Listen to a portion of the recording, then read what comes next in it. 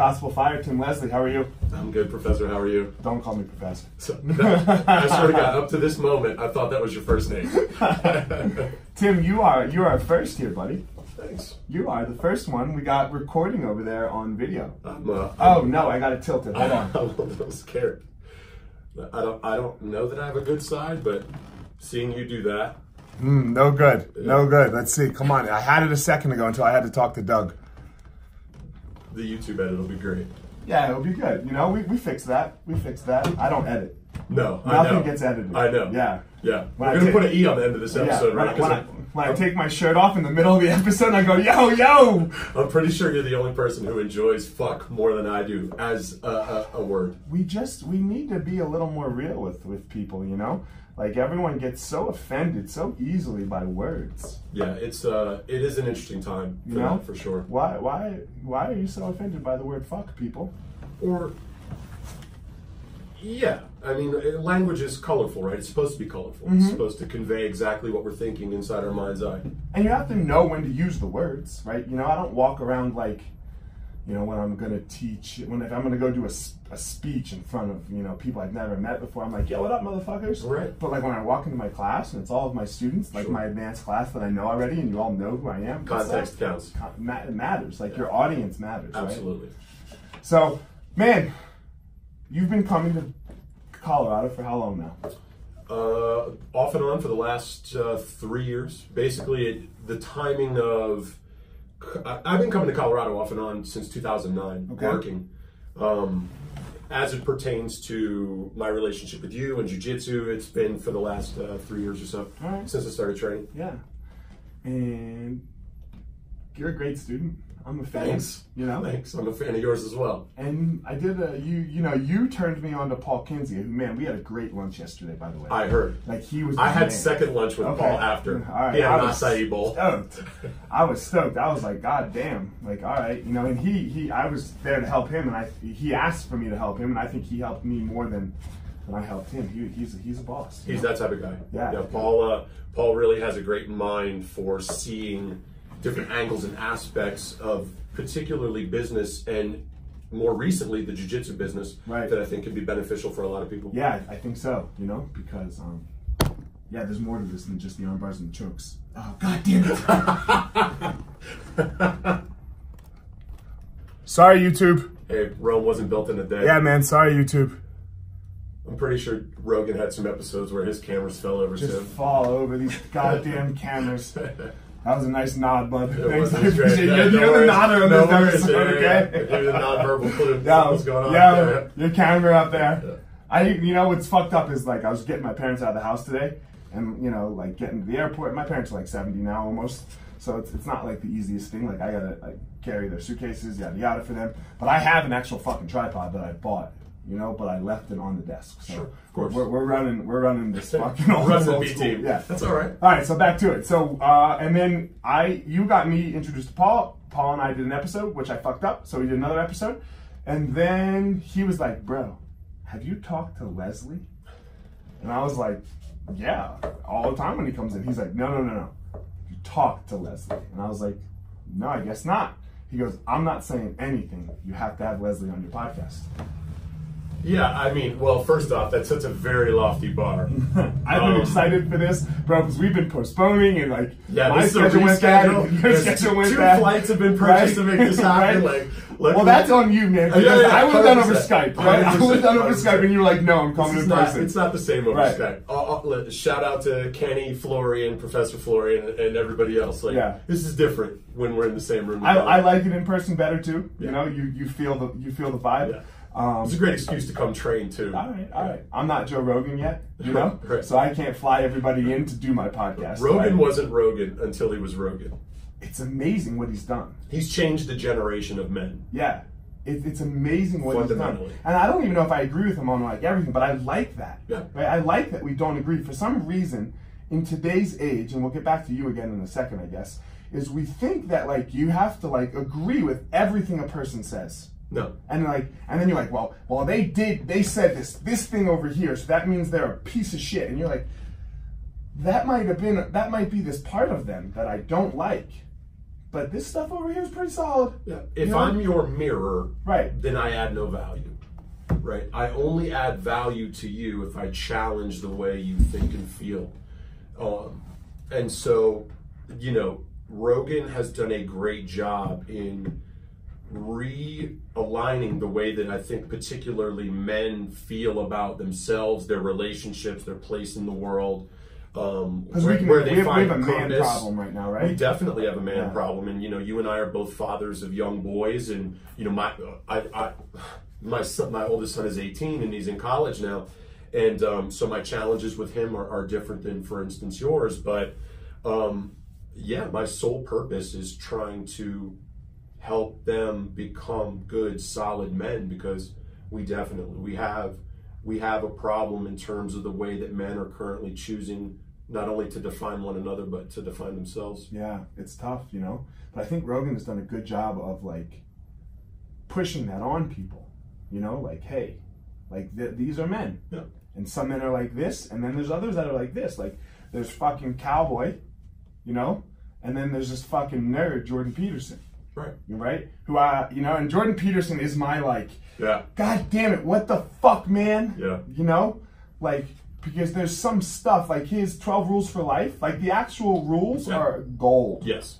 Gold. Yeah, great. Like they're gold. Great. You know? Now how he goes about like chaos and femininity, and sometimes I'm like, it's a little problematic. Yeah, it's like, why'd you say that, man? But again, you know, when you take a mind like that, you know, there is a very thin line between genius and insanity, right? Like, and you know, some of the most creative, artistic people can also be some of the most challenging people in terms of interpersonal relationships. So, you know, you have to take a piece away from each person. Rogan does a good job of giving you a broad spectrum, you know, not to take away from yourself, but I think what you do here at your academy with your students on a nightly basis. I've been in your class. One of the reasons, when I came to your class, I didn't not come to your class anymore.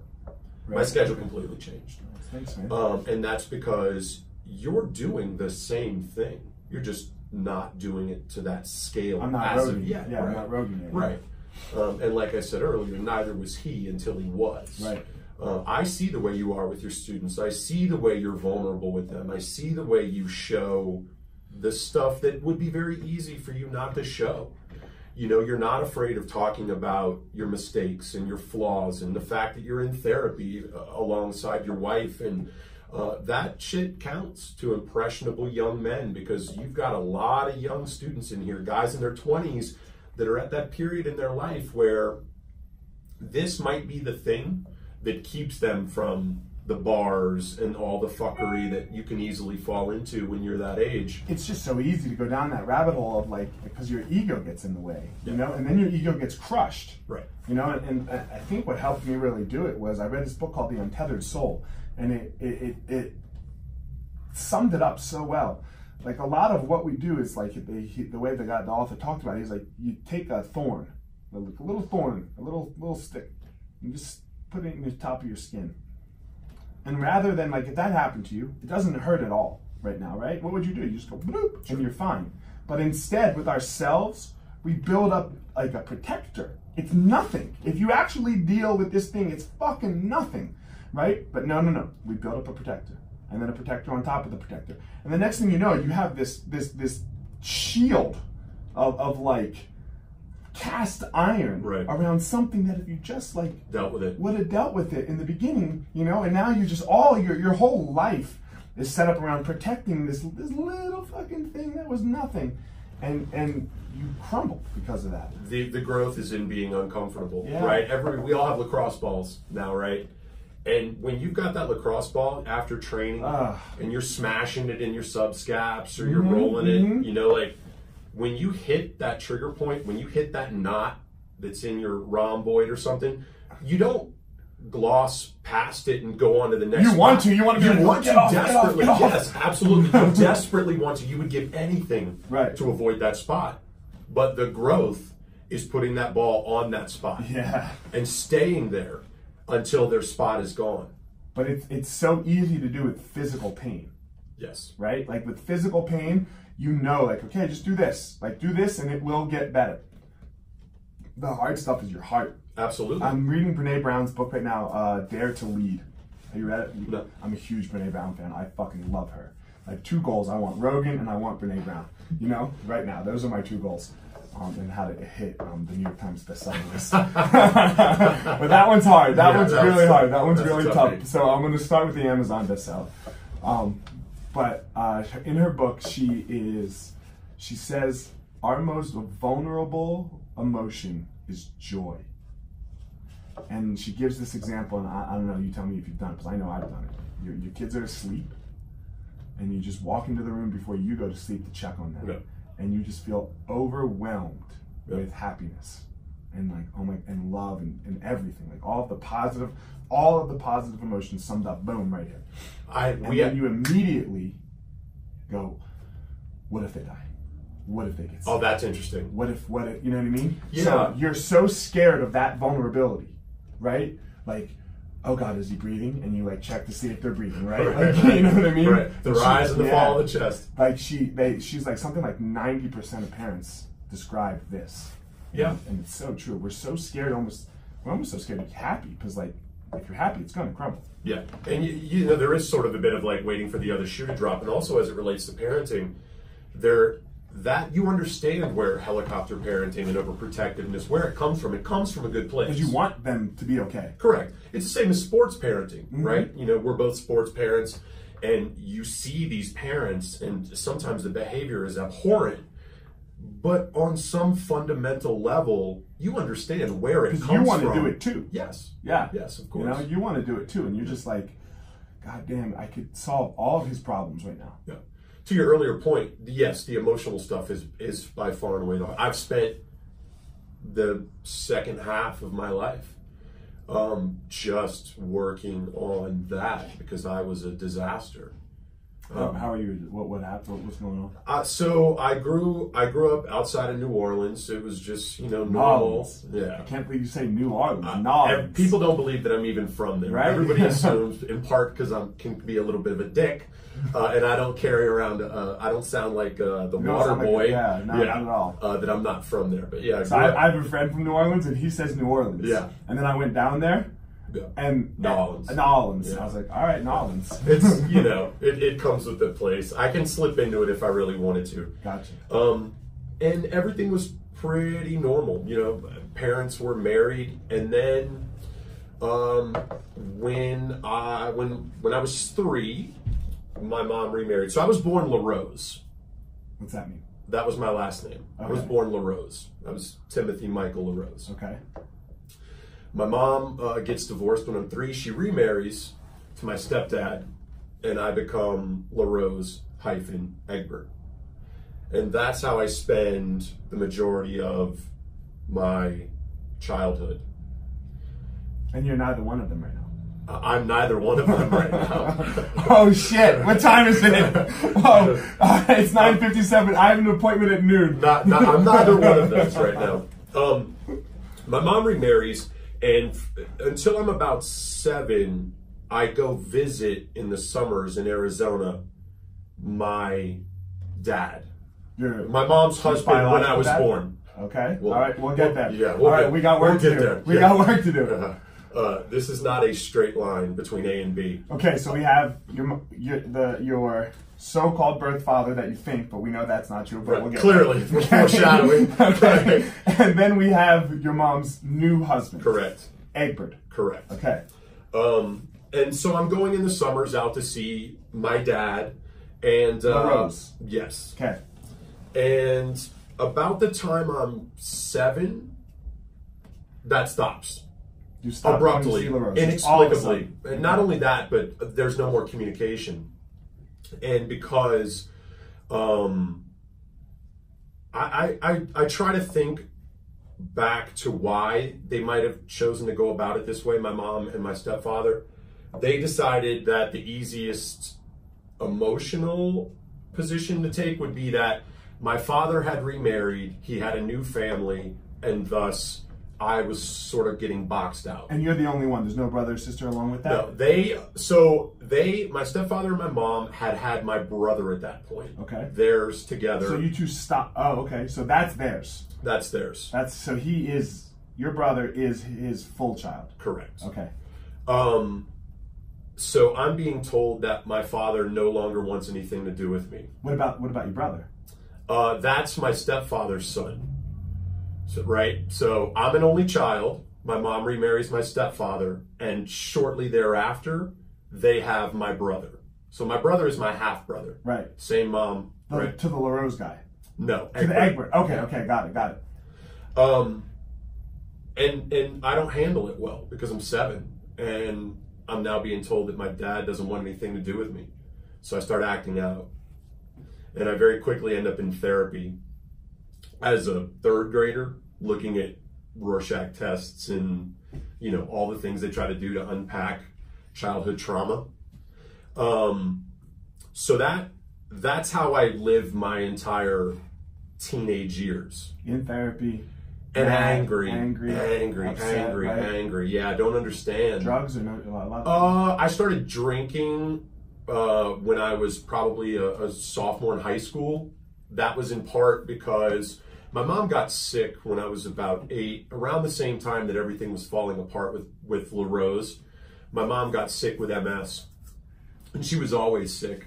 When I was in 5th grade, we had a full hospital bed in our living room that she was confined to. So you're not old.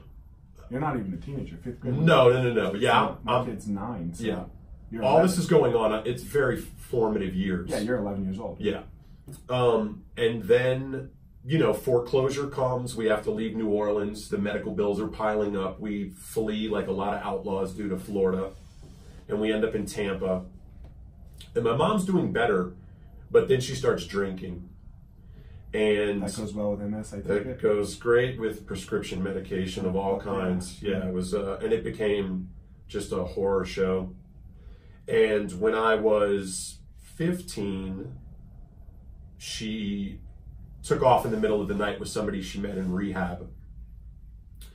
And I was told this information by my AP chemistry professor in high school. He pulled me out of class. It was no great secret in my high school that there was a lot going on in my house. Is she still with Egbert at this time? Yeah, she was. And so now my stepdad is, you know. What the fuck? Yeah, and I couldn't even imagine, like, being who I am now, a father, a husband, I didn't see it at the time because I was a kid and I'm dealing with my own stuff. But what he must have been dealing with, because there's me and I'm the stepkid, so that relationship is already weird. Sure. You came into this situation. Yeah. He's got my brother. He's got my brother and my sister who had come along after my brother. So he's got 2 kids of his own. He's got 2 full kids of his own. Right. Okay. And then me. You. But how long has it been now? Since 7? Yeah, he's been around basically the whole time, right? Like, he's been there a long right? time, but he wasn't the, hey, let's play catch dad. Gotcha. Right. How about with your brother? No. Okay. No. It just wasn't his style. Sure. So mom takes off, and that throws everything into chaos, and I really deep dive like into booze as a high schooler. And I don't see my mom again from the time I'm 15 until I'm 24. So 10 years. Yeah. My stepdad, we get through high school scratching. Like I was a 4.0 student, but if you look at my GPA as a line graph, it definitely was on a downward trend as I was approaching graduation. Okay. I wasn't taking anything seriously. I was really just mad. When I'm 18, I graduate high school. My stepdad moves with my brother and sister, and I'm on my own. They leave and go to Louisville. My stepdad is gonna remarry some woman that he's met on AOL or something. Just, you know. Dial-up messenger. Yeah, like AOL chat. You remember that chat that used to be over there? Oh, I mean, yeah. I used to try to pick up chicks all the fucking time on that. Without going into all the gory details, I'm pretty sure their wedding photos included armor and chainmail. Yeah. Fuck yeah. Yeah. So they're really getting after it. Around that time, the guy that my mom had left with beats the shit out of her and leaves her for dead. But you have not talked to her? I haven't spoken to her. I find out because her brother, my uncle, shows up out of nowhere to tell me that this has happened. At that time, I'm now 18. he discloses to me that my father, LaRose, was never my father. That apparently what had happened was my LaRose remarried at some point after divorcing my mom. He and his then second wife are trying to have kids, and they're having a difficult time. So the wife goes to the OB and says, hey, I need to be tested, you know, whatever the process is for women, because I'm having difficulty getting pregnant. This is in Arizona. This is in Arizona. And the OB says, you're fine. Nothing wrong. You should have your husband go to the urologist. And she says, well, that won't be necessary. He has a kid. He has a kid. Right. So now he's, right. Yeah. So he goes even his second wife thought you were his kid. Oh, absolutely. Fuck yeah. I mean, he's just I I couldn't even imagine. He's along for the ride. I couldn't even imagine. Okay. So yeah, he goes to the urologist and finds out he's sterile, and that the reason that the visits had stopped 10 years prior, the reason that I had stopped going to Arizona, the reason that the communication had been broken off was because he found out he was sterile, and I'm not his kid. Oh shit! So he thought you were his kid. Yeah, absolutely. Oh fuck. Yeah. Oh, yeah. So he didn't know this. No. My mom cheated, got pregnant. Shut the fuck up and was like, had a kid. Yeah, and then just quietly had this kid and passed it off as her husband. And now he's in Arizona trying to fucking blah, blah, blah with somebody else. Right, and it's not happening. And now he's fucking oh, shit. And the timing of that is like the timing between their divorce and him apparently finding out was like, I was 8 or 9 years old. Yeah, you could have used the dad still. I could have used the dad. So now I'm 18 and I'm dealing with this. So he's just so mad at your mom that he won't fucking have anything to do with you. Yeah. Right? Now that said, we occasionally write now. As adults, you know, he reached out and I reached out, and we, you know, we're not friendly. We don't talk.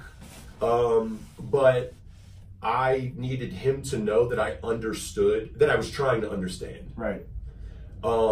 That he didn't do anything wrong and I didn't do anything wrong. We both found ourselves in this situation. Yeah. Right. So at 18, I'm now carrying just my stepfather's last name. They dropped the LaRose. So you're Egbert. I'm just Egbert. Tim Egbert. Okay. My third legal last name at this point, right? Like people that are in and out of my life. So you've been LaRose. I was born LaRose. I was LaRose Egbert. Now I'm just Egbert. Right. And I mean, I'm a mess. I'm a mess because now everything I've been told has been a lie. I don't have a sense of self. Identity. Yeah, I have no identity. You don't even know where to start with it. That's exactly right. And that same year, my stepfather kicks my brother out. Okay, his son. Okay. I'm 18, approaching 19. My brother is 13, approaching 14. And he sick. Yeah, he calls me. And what was your brother doing to get kicked out? Whatever 13-year-olds do when they've been uprooted and forced into their stepfather marrying some woman from the internet. Like he was probably it was a lot of like, this is fucking bananas. Like what the fuck? Whatever 13-year-olds do when they've been forced into their stepfather marrying some woman from the internet. Yeah. Fuck yeah. So my stepdad calls me. That's the line of the podcast. That's the episode title. He calls me and he says, hey, I can't handle your brother anymore. I'm sending him to you. And you're 18. I'm 18. I'm 18. I'm in my college apartment. Right. I had literally I think my apartment had been broken into the week before, like my student apartment. Where are you? In Tampa, at University of South Florida. So, I mean, no shit, within days, I'm at TIA in Tampa. Old school, pre 9/11, right? You could walk all the way to the gate, and I'm watching. Yeah. For you kids out there, you used to be able to walk to the gate without a boarding pass. Yeah, my parents used to pick me up at the gate. Yeah, they'd also put you on a plane there too. And my brother steps off, and I mean, dude, he's like going into high school. He's a freshman. So now what? Now I have to go. Your dad. I have to go to court. I have to legally adopt my brother. Whoa. Yeah. So your stepdad's like, I'm done. Oh, I'm fucking out. Done. I had an attorney. I had to go in front of a judge and be like, yes, of course, officer, I know I'm 18 and my suit is ill-fitting and my nose is still running, but yeah, I can do this. He's out. 100%. 100%. My stepdad passed. So that's just like take him for a little bit. Oh, no. This wasn't like a weekend, go visit your brother and see how shit is and then come back and get your shit together. Not even a month of go visit your brother. This is forever. My brother never saw his father again. Word. Yeah. My stepfather died, my stepfather died 12 years later, and they never saw each other again. You go to the funeral? No. Did you? No. There was no funeral. Okay. No. How about his daughter? My sister, she was there through all that. She stuck through with him, and I slow up a little bit about my sister because she's the only one that's alive. Okay. So got it. So it's her life too. Yeah. Got it. I couldn't imagine what it was like for her to still be in that situation. Right. I was with my brother. She's the youngest, we were right? together. She's the youngest. How much younger? She's a year. They're like Irish twins, my brother and sister. She's like 18 months younger than him, so like 6 years younger than me. Okay. So she's 12, you're 18. Yeah. And when my mom left, she was really young. She was like 8. 8. Yeah. Right around the same time your stepdad or dad left, or LaRose left you. Got it. Long story short, my stepfather breaks up with his internet wife. My sister decides she's going to stay with her. My stepdad just goes into the wind until he passes. Okay. My sister, she got pregnant in high school. She was dealing with her own trauma in her own way. Right. She had a couple of kids, and now she's good. They're good. But yeah, a mess.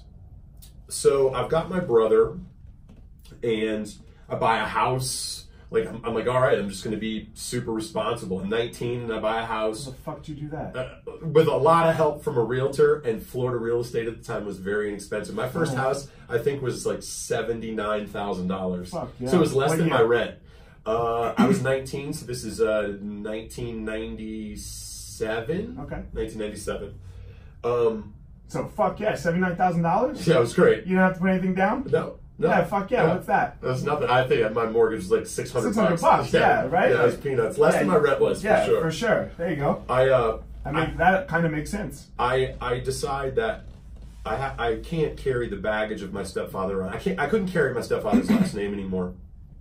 So I needed a fresh start. I needed to do my own shit. So I took my uncle was my grandfather's only son. Who's?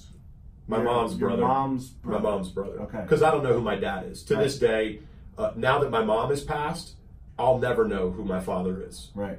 That shit she took to the grave. And honestly, I don't even know if she knew for sure. Right. But my grandfather, my maternal grandfather, only had one son who had no kids. So I decided to take his last name, and I became Leslie when I was around 19. Okay. So that's how we got. That's how we get through all my last name iterations. I think you know what I think Paul told me this. He's like, he's had 4 last names, and I was like, fuck yeah, we need to talk. Yeah, it's certainly again, it's a circuitous path. We get my brother in the Navy. He does well. I meet my now wife, and we start having kids pretty quickly. We started dating in February, and we're pregnant in April. Because again, yeah, no male guidance, right? Right. To you fathers out there with sons, this is what happens when you don't talk to them about sex. Right. Look, I've got my rules for my kids now. They'll be different. They'll be different. My friend has this really. it's so easy and good. If your dick comes out of your pants and it's not your hand on it, there better be a condom on it. Shout out to who that. Yeah. I love that guy. Nick Gambas, yeah, shout out to Gambas. I love Gambas. That was his rule, man. That kid is wise beyond his years. Fuck, man. But you have to Yeah, because your dick just gets you in trouble. Yeah. So now You're pregnant. Oh, I'm. How old are you? I'm 21. You still have your stepbrother or no? My brother is in the Navy. Sorry, in the Navy, out, sailing the seven seas, seeing the world, and start having kids, and that's great. Like, I'd already had my brother. My brother had been with me at that point for 5 years, so that part of it wasn't a concern. What was manifesting though was all of my damage, right? Because I wasn't really dealing with that. I was too busy spinning all these plates, juggling all this responsibility. Because you had to become a dad, and you're still kind of 19. It's really, you don't even know what to deal with at 19. And it's difficult because you're also a brother, right? And you're not prepared for what that looks like to try to be both things to one person. And let's be honest, you're 19. You're still trying to get laid. Yeah. Yes. Definitely. I'm 38 and still trying to get laid. My brother would tell the story. My brother. When he was still alive, my brother has passed. When he was still alive, he would tell the story of stepping over people on his way to get out of the house to go to high school. Fuck yeah. Yeah. So, and again, in retrospect, maybe not the best example, right, for someone who's supposed to be in a position of responsibility, but we're all just trying to battle through. You're fucking 19 years old. Right. You don't cut yourself that slack, though, in the moment, right? That's wisdom.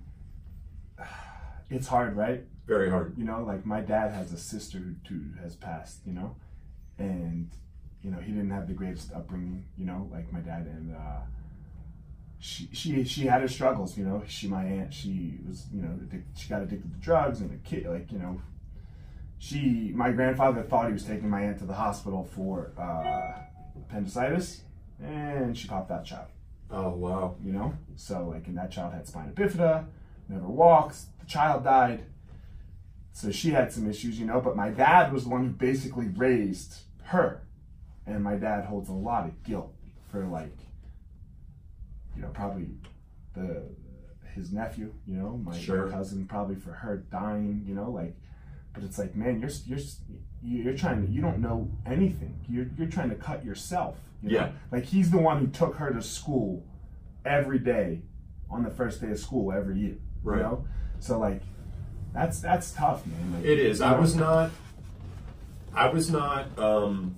a great brother to my brother. I didn't know how to be. It's our relationship was, we loved each other for sure. And I think about him a lot. And I just wish we had the opportunity to just be brothers. Right. Shit was so crazy for so long. Can I ask, how did he die? He was suicide. Okay. In 2012. And it was interesting because he was dealing with what appeared to be the early onset of schizophrenia. They say that that's about the right age. He was in his late 20s. Right. His behavior had gotten erratic. There was an attempt in 2011, and not like I'm just gonna run a razor blade across my, like, this was like, he was going for it. And he battled through that, but I don't think he expected to make it. And the reality of coming out of that on the other side and having to deal with the fallout of that first attempt, I think, was too much for him to bear. So yeah, he was a suicide in 2012, and it was tough because, my thing now is men guiding one another to be not only good men, but to be good friends and good brothers and good fathers and good spouses, because I didn't get any of that. I didn't have someone who was not just telling you when you're fucking up, but saying, hey, maybe you should consider this, or hey, try to look at it from this angle. Someone to pick you up and brush you off. And when you don't have that, people talk about the prison population as it pertains to particularly, minority communities. And I'm just one white guy from the suburbs outside of New Orleans, and it was incredibly difficult. But because I was white, because I was in the burbs, it wasn't nearly as hard as it could have been. So as I look at a generation of young men in the inner city who are going through a lot of what I was going through, but also with all the other disadvantages that they have to deal with. There was no possibility of a 4.0 for them. That's right. That's right. And we wonder why people are dealing with the things that they're having to deal with.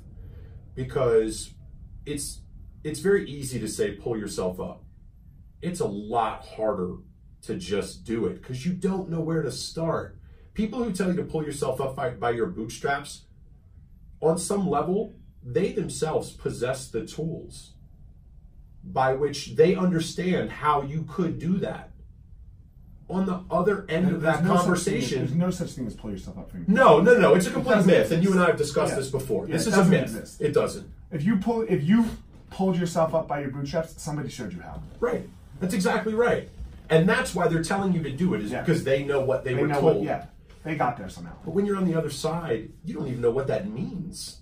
You don't know what that means. You're telling a fucking bird to run. That's right. Why don't you go run? That's exactly right. As a bird, or why don't you go fly as a cheetah? Right. Right. Like, well, I don't know what's fly. Right. For our friends in the jiu-jitsu community, it would be taking someone in on their first class and throwing them in a black belt match where all the leg locks are live, and there you go for it. Right. Like, figure it out. No tapping. No. Yeah. Yeah. You're not allowed to tap. Right. Yeah. And life doesn't let you tap either. You got to get up and that's why I said no tapping, right? Because there's no tapping. There's dying, right? And there's living and dying, right? That's right. Like you've got to learn how to fucking. Sometimes it's just like doggy paddle. It's just survive underneath the mount, right? Like let's learn how to just I'm taking it right now, and they don't even know what that looks like. No, they don't like. People, and this is like you're getting into a lot of topics here when you talk about like the minority prison population. Like that's what privilege is. Yes. Absolutely. Like that's and I talk about this actually in my book of because my house when we were moving, from one town to another town, we were building a house and we show up one day and the house is spray painted with swastikas and Niger because they spelled the word wrong. Right. Because of course they did. Right. Literally they spelled the word wrong. And my dad is unfazed. My mom is furious. My dad's black. My mom's white. Sure. My dad's used to this. Yeah. My dad knows what this is like. Right. But because of my mom's privilege, she's the daughter of concentration camp surviving Jews. Right. But you can't see that. Right. Right. Yeah. You can't look up. You can't go. Oh yeah, your parents were in the concentration. Right. So just that is what privilege is, and people get so fucking mad. I wasn't privileged, man. Right. Don't fucking talk to me about privilege. When you say that, you don't even understand your privilege. That's right. Yeah, you're unaware. Yeah. The thing about identity or lack of identity is, your name, your family, it tethers you to people. It tethers you to a legacy. When you strip that away, whether it's because your parents took off, they got divorced, your dad's in jail, whatever that is, you have to sort of find it on your own. You have to carve out what that means for yourself. And so this is where I kind of get intertwine them a little bit. I do believe everyone has the ability to do that. Yes. I think we all can be great. Every single one of us can be great, but it takes something. It takes it's when I say I'm blessed, because I believe I'm blessed and I'm blessed by the universe, it's not with money and it's not with anything else. It's just with opportunity. It's with opportunity, like to have met you, who introduced me to Paul, and now I think I'm gonna blow this new thing up, right? But it's just that opportunity, and that opportunity started with the second I came out. Right. The second that I came out is when that opportunity started, and fuck, man, I that privilege is amazing. Yes. That most of the world doesn't even get to have. That's right. And oftentimes it's said that adversity builds character. And maybe, But adversity breaks a lot of people too. It's like slipping through the cracks when they're like that guy who ended up in jail slipped through the cracks. Right. No, he ended up exactly where he should be. Yeah. Right. Like he had no mom. You know, he had no dad. He's got a drug addict mom who's fucking out sucking cock on the streets to not to feed him, to get crack. Right. The person that slipped through the cracks is the person that ended up in Harvard. Right. The person who went through all the same things and came out the other side. Yeah. That person slipped through the cracks. That's the exception. Those people are the rule. That's right. Yes. Absolutely. Yes. And people say it the wrong way. Right. It's the fucking wrong way, you know? Like, you slip through the cracks when you don't end up where all the stats say you should. I'm incredibly grateful. To your point about blessing, I'm incredibly grateful because I shouldn't be where I am. I'm very lucky. You slipped through the cracks. I'm very lucky. I'm the exception. I'm not the rule. You know, through a lot of help, a lot of patience.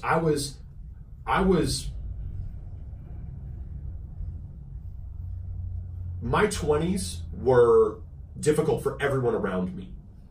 My wife, my oldest son. I wasn't a bad dad, but I wasn't a fully present dad either. We joke about it now. Our relationship is great. But he didn't get the best version of me. Right. In part because I was 22 when he was born, but in part because I hadn't really dealt with my shit. And so there's no way for that not to impact him. And as I've gotten older and I've dealt with my shit, I've gotten better for the people around me. And so, you know, that takes time and effort and energy. It's not something you're just going to wake up and be over. You can't tell someone, get over it, because they can pretend it's not there, but that's not healthy. Because the way it shows up, that's going to manifest itself. That's get over it, and then they do is that's not flicking the thorn. That's exactly right. You know? And that's what I did. Yeah. So whether it was self-medicating, whether it was distracting myself, whether it was blowing my personal relationships up, you know, when you are terrified of the people that you care about rejecting you, you generally reject everyone before they can do it to you. Right. That's the defense mechanism. Not let anybody not reject you. Yeah. The people that were supposed to always have my back. Right. And you can't just unburden yourself with that shit very easily. And it was very tough. It was very tough on the people around me, and I'm incredibly grateful to all of those people, many of whom are still in my life, that they saw enough, that they saw me working, they saw me grinding, trying to figure it out, that they thought that I was worth, you know, sticking around for. And again, I think this is where people are gonna get upset, you know, with the see, man, but you were trying. These other people over here, they're not trying. And that's why, fuck them. Yeah, it's easy to say. It's callous. You know? It's easy to say. Easy to say, right? That's the easy road. I had to decide, you know, you and I have discussed your rules, and I know you've discussed them on the podcast before. I think there's such tremendous value there for guys, you know, and I'm sure for women as well, but I don't know what it's like. We're guys and we're raising boys. That's right. So to the women that are listening, I apologize. Me too, right? Me too. I don't know how to say it. I'm not trying to ignore them. Right, I'm just simply, I can't relate. I can't relate, right? Like, it would be condescending of me to tell women what their experience is like. I can't tell you what pregnancy is like. That's exactly right. Right? Like, and I hope my rules work for you too. Right. And there's something in there, but more than the rules specifically, the idea of having a code, the idea of having a personal ethic, that's what's important. For me, it's be reliable, be accountable, be funny, and be kind. That's it. Start there. I don't always get it right. My friends will tell you, ask my wife, ask my kids. I don't always get it right, but if I can start there, there's something. Everyone needs God. I can't buy into a God of these books. Sure. You know, I can't. I don't know if you can or not, you know? The omnipotent being that sits on high? Yeah. No. Okay, I can't buy into that God, you know? But I love the idea Sure. Because he's got rules. I don't like his rules. I think his rules, you pick and choose his rules. I think they suck, some of them. And these aren't my rules. These are just a God. These are a God for me to look at, like a code, and say, okay, Eliot, point to that. Are you doing jiu-jitsu? Are you swimming? You know, not swimming. Are you staying alive? Right. Are you treading? You know what I mean? Like, yes, it's not about the swim. It's not about fucking swimming. Right. It's not about the swim. The swim is something bigger. Yes. Right. Yes, you need to learn how to swim. It's the #1 cause of death for children under 2. Right. Okay? But there's something more to this. It's existential, but that's hard to communicate to your 5-year-old. Yes. Right. Do you look people in the eye when you talk to them? Right? And you make them respect you. That's what makes them respect you. Not in how you talk or any of that. That is this Sure. eye contact thing, right? It's very important. Nobody does it. People don't do it anymore. And it's what my parents instilled in me that really helped me, you know? Are you doing hard shit? If you are scared, you know? Better do it. Better do it, man. You know?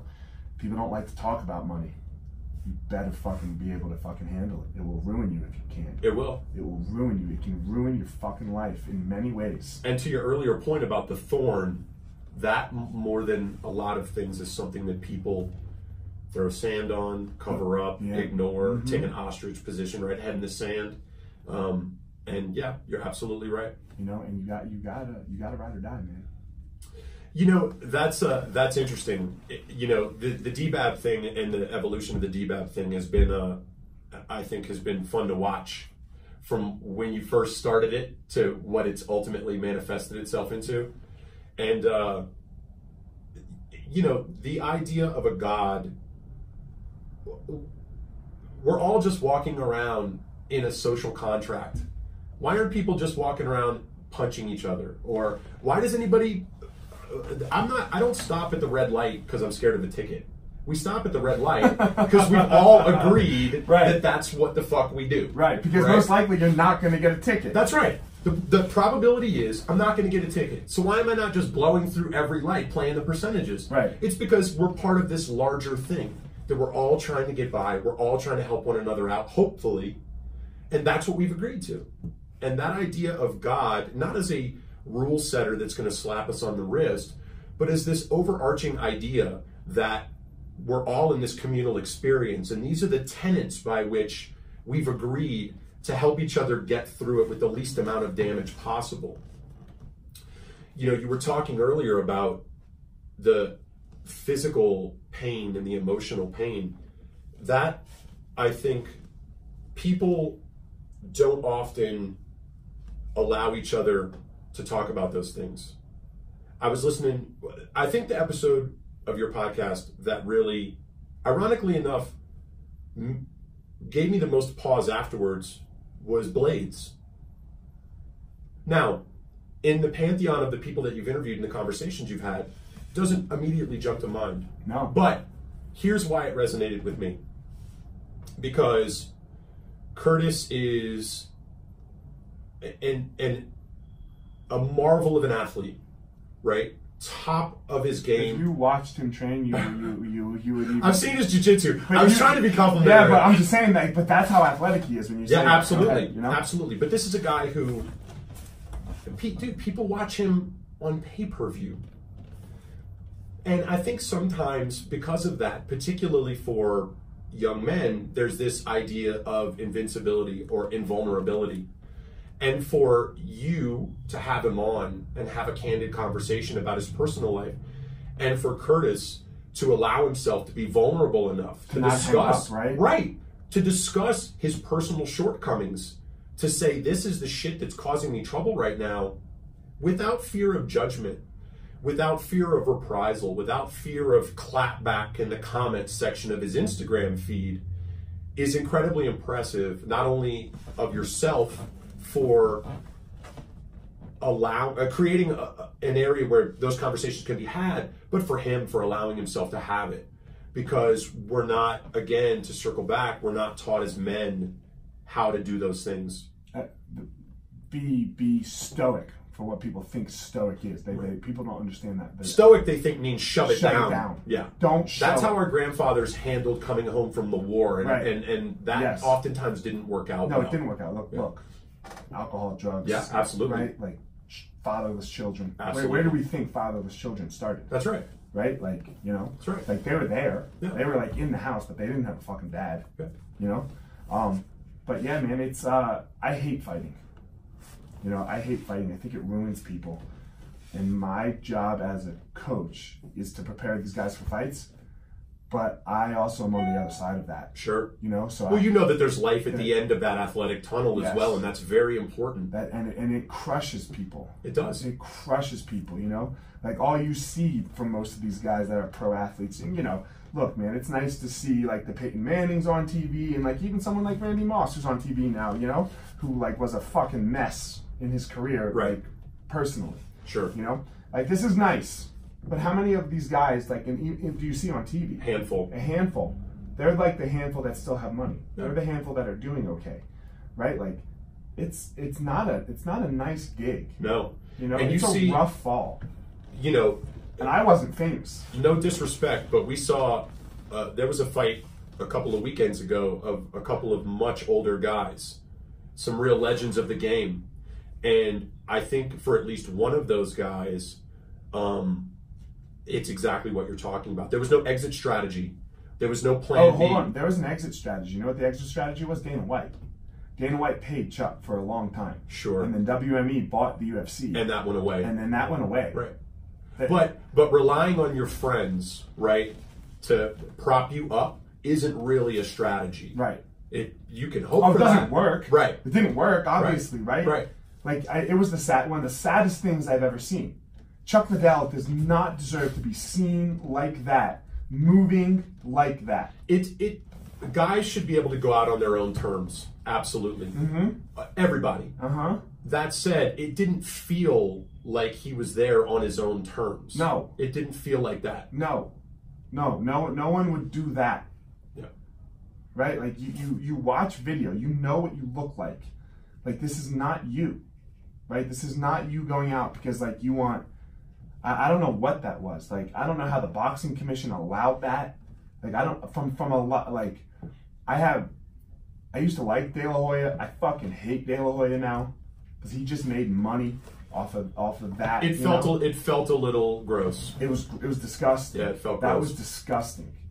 It felt like no taking disrespect advantage of to Chuck. legends. No, of course not. No disrespect to Chuck. He can't help where he is physically as a human being, right? Like he gave his heart and soul to this sport. And when you're listless as a man, you're going to revert to your base instincts. This is what he knows. Yeah. You have done a great job, for those who don't know, of creating a life for yourself outside of fighting once it was over. I love my children, my wife, and my students. Yeah. You've done a great job. And so, you look at Schaub, for instance. Mm-hmm. Schaub's doing the same thing. Mm-hmm. And that was born from a very, very, very... You want to talk about men having a very difficult conversation? Look, man, Joe Rogan made his friends. Let's just be clear. Yeah. That said, they were intelligent enough to listen to their friend's advice. And he felt comfortable in their relationship to have it with him. Joe Rogan's just very good at the conversation. He's very good at having a tough conversation with people. He's very, very good at it. You have to make yourself battle tested. You have to be hard in your mind and in your body, and then you have to be soft in your heart, and that's hard. For me, it was I heard a good line. Brene Brown said it in her book: "Hard back, soft front." Yeah, absolutely. I thought I was hard. I was all hard. I was hard inside. Me too. I was. Again, shout out to my wife. I was not warm and fuzzy. I wasn't. And there's part of me still that isn't. And I have to actively campaign against that. But in terms of physicality and mentality, I won't break. I'm unbreakable mentally. Whether it was deciding to run a marathon from off the couch and then from that parlaying that into running an ultra marathon in the woods where I lost 8 toenails, to deciding in my late 30s I was going to pick up jiu-jitsu and then work at it relentlessly, despite almost losing an eye and everything else. You know, you have to prep yourself for real adversity, because that shit is coming. If you haven't found it yet, it's there. It doesn't it's matter. lying in wait. It doesn't matter if you found it. It's coming for you. Definitely. Hell, and I say it all the time on the podcast, hell comes for us in our life. I have no clue what happens to you afterwards. Like, I don't know what burning for eternity looks like. No one does. Right. No one has ever experienced it. Right? I don't want to fucking talk about it. Because is there an afterlife? Maybe. Maybe not. I don't fucking know. There's no evidence. But I know this exists. But I know this exists. That's and right. I know what the fucking claws of the devil feel like.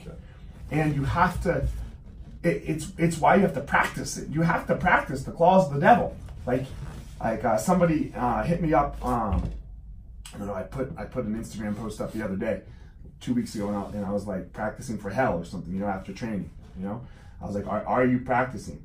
And he's like, I'm always fucking ready. He's like, oh, he said born ready. I was like, you gotta practice that shit. Made ready. You know? Yes. Yeah, you better work on your nail shit. Practice that shit. That's right. Because if you're not practicing it, it's gonna fuck you. Yeah. It's gonna get one hook in it. And I'm not talking like, you don't know where it's coming. Right. That's the thing, right? Like, you know, if you fucking point down on your chin and I fucking punch you, you're gonna be fine. Close your eyes and just keep your eyes closed. You know? Yeah, you better be real good at being a nail if you ever hope to be a hammer. Oh yeah, you got to be able to fucking suffer. You know, I know I love my kids, like, you know, and I know I have to practice nail shit every day. Yeah, absolutely. I think that's, you know, it's for the, you know, I don't know. I would assume a lot of your audience is already active, but for those that aren't, if you're in your 20s. And your draw is the bar or the club, you better change that shit up real quick. Real quick. Find something that challenges you physically and mentally and dive wholeheartedly into that. One, it'll be much more rewarding. It won't be easy. It will not be easy. You know, it's not easy too, though, man. It's not easy to get up and do something productive immediately. No, it's like anything else. It takes momentum. So I think sometimes people get stuck in the nothing. Yes. They don't know how. Right. The first step is the hardest step. People get stuck standing in place. You know, for me, I don't make my bed because I get up before my wife. But I get up and I meditate. I do something positive immediately. You know? And I think that that's a very important thing for people. Like, you can't get up and do nothing. Sure. Like, you can't just get up, walk downstairs, and sit on the couch. No. Get up and do something positive immediately. If you're stuck, right? If you're stuck, if you don't know where to go, if you are, I don't know, if you're a mom at home, you know, and your kids go to school, you know, all day. If you're a dad who can't get out of his own way, if you're 20, whatever you are, I don't care, you know, you have to do something positive immediately in your day. So it gets going. It's a great rule for life, you know, you know, and you mentioned it about Peterson's book. It's the little shit. It's those little tiny things. It's the reason why when you're in the military, you got to square your bunk away and make sure your shit is good to go. Right away. Yeah. You get out of the bed, you make the bed. It's only you in it, right? So you don't have the excuse of your wife. That's exactly right. They got nothing. They got no fallback. Right? They have to make their bed. Yeah. It's not about the bed. No, fuck Just the like bed. It's not about the swimming. Yes. It's existential. It's about something bigger. And that something bigger is productivity. Right away. Yeah. Immediately. Because once you go down the path of being not unproductive, it's just so easy. Yeah. We're humans. Again, that shit gathers momentum too. Yeah, everything. Yeah. You know, negative behavior. Nobody wakes up one day like drinking a fifth of scotch in the mornings. No, you'll die. You slide into that shit, right? You slide into that. Yeah. The negative habits work the same way as the positive habits. And if you're out there and you're young, easier, though. They're much easier because oftentimes they're tied to dopamine release, right? It's much easier. Dude, everybody wants to just sit around and do nothing, right? On some level, because that shit is easy. Doesn't require any mental energy, no physical strain whatsoever. It's hard, but it only gets harder. If you don't set a good foundation for yourself, it only gets harder. Yeah, man. You know, you want to make your kids have a better life than you. Start them doing things that they have to do early in life. Give them things to do. Absolutely. You know, give them things to do. Don't do things for them, man. Let them fail. Let them struggle. Yeah. Let them fail. When they come to you for advice, you give it. Yeah. You know, when they're in that tough basketball game or whatever it is, look, man, they got a coach. You just sit on the sidelines. When they come to you after the game, or like, hey, Dad, this or that. Look, you're there for them. You know, they got to know that you're there for them. But fuck, man, you got to let them struggle. Yeah. You can't take them out. No. You know, you can't nerf the world. You can't take them out. You know, you got to let them sit there and do that hard shit. And the problem is that hard shit's going to come for our kids. And what we've done as a society, I think, for our kids is, it's not their fault. You know, we took the little baby steps of hard shit away. You know, like, we didn't serve them the fucking soft baby food of hard shit, right? We just kept them, okay, I'll feed you. Like, and then all of a sudden, fuck, man, they got real hard shit to eat. They've never chewed in their life. Right. You know? But now they got to chew because they're out of your house and you know, like, and fuck, right? And they're coming back screaming to you like it's not fair. You're right. It ain't fucking fair, but who said what was fair? Yeah. You know, you want to find out whether you've prepared your kids. Wait till they move out and go to college, and then come home that first time. Yeah, I don't know. You do. I do. Yeah, man. Yeah, it's an interesting experience. Yeah. Like all parenting is. Yeah, it's the best experience because it's hard. Oh, it's the hardest thing ever. Yeah, it's hard. It's the hardest thing ever because you can't do it. You can't do it for them. It's not a human being. You can't do it for them. They're going to have their own opinions and their own everything. God damn, do they have opinions? Shit, I wish sometimes they'd have less opinions. Yeah, it'd be easier, right? It'd be easier for us.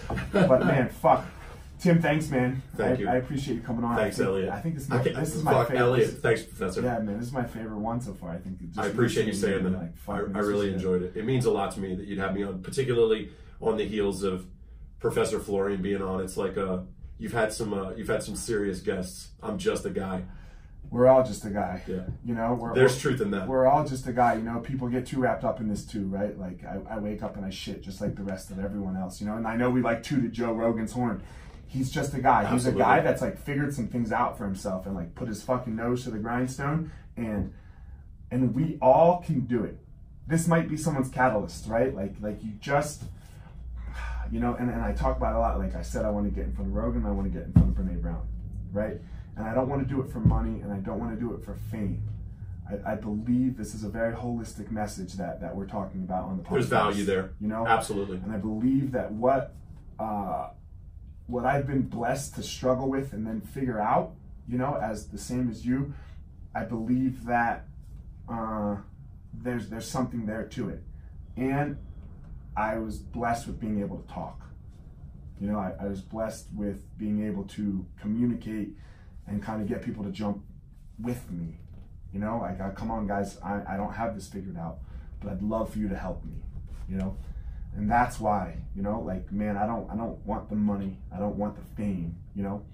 I want 100,000 listeners on the podcast because I think it's valuable. I think Absolutely this is valuable. A tough conversation that people need to fucking have more often with themselves, you know?